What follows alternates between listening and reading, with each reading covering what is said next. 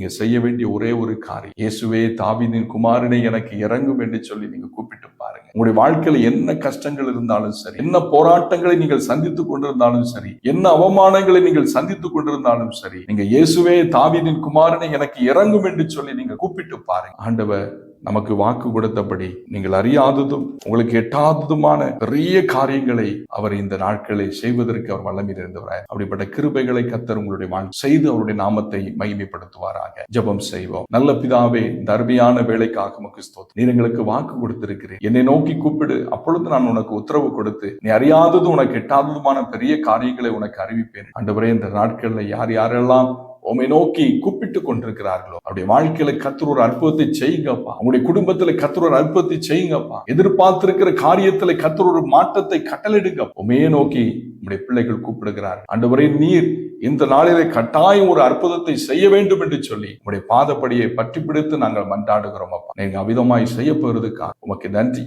உங்களுடைய பிள்ளைகளுடைய வாழ்விலே காணப்படுகிற எல்லா துக்கங்களையும் சந்தோஷமாய் மாற்றப் போகிறதுக்காக உமக்கு இயேசு கிறிஸ்துவின் நாமத்தில் ஜெபிக்கிறோம். ஜெபம் கேளும் நல்ல பிதாவே. ஆமென், ஆமென், ஆமென். God bless you.